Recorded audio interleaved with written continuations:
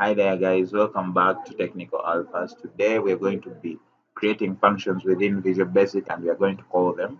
So let's get started. First and foremost, you're going to come to Files, click New, then click Project. So we're going to create a project and then we are going to a project of functions, then we're going to call the functions.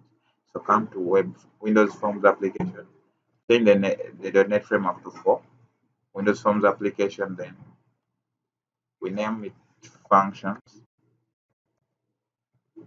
Then I'm going to browse and find a directory where I can save my file. So I'm going to come to desktop and I'm going to create a new folder and I'm going to name it function. So I'm going to choose this folder, click on it, then select folder, then I press OK. So now my project is being created in the background. So when it's done, this is where I'm going to be creating. This is my form where I'm going to be creating all the work. So I'm going to put this, I'm going to come to toolbox, get a button,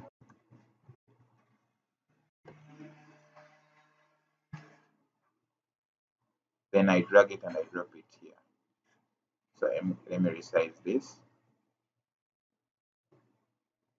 So I come this side to my properties, then the button text I'm going to change it to run.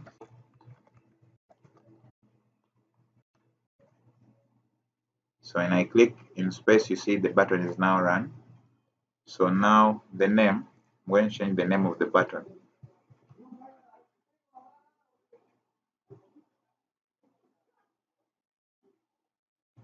Here it's saying form 1, so I click on the button.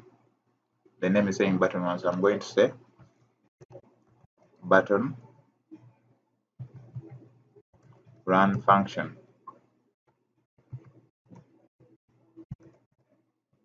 So this will do it. So when I click, this is done.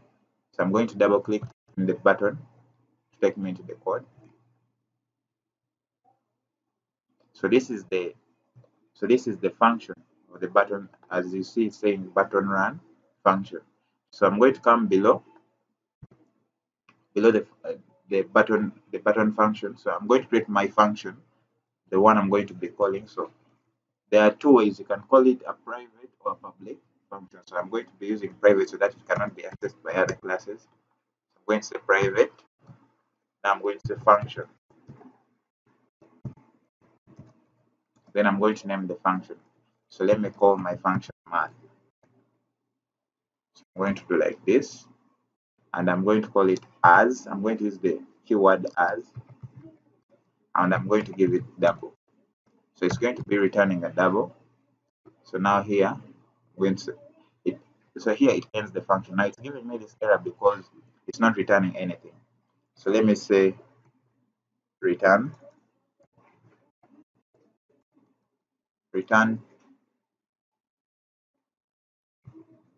10 divided by 2.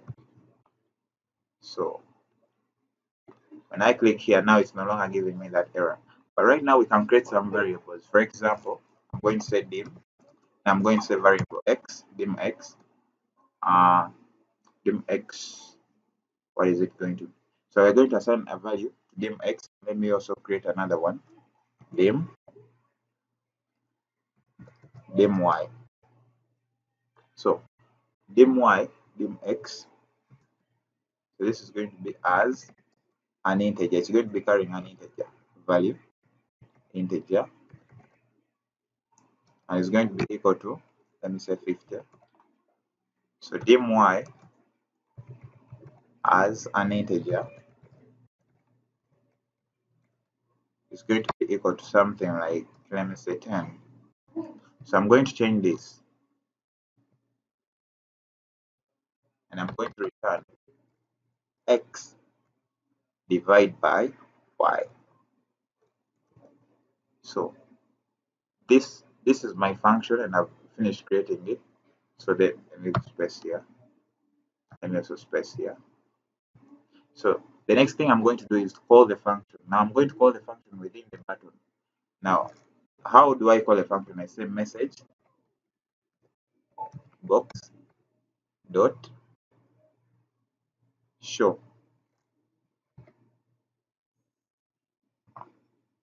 Has to be show. Dot show. Now I open up my question, and now I write the name of the function. The name of the function was math, and the function also has it, and every function has these two braces. So this should do it. That's the outcome. So let's run this and see.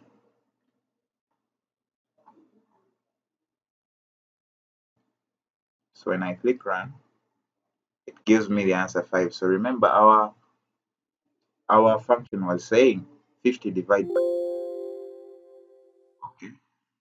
Our function was saying 50 divided by 10, and the answer had to be 5. So we can change this and say 100, and then we run again. So if I click the function, it has to give us 10. As you see, it has given us 10. So this is how you create a function and call it within Visual Basics. Thank you for watching the video. Don't forget to subscribe. The channel name is Technical Alphas. Shalom.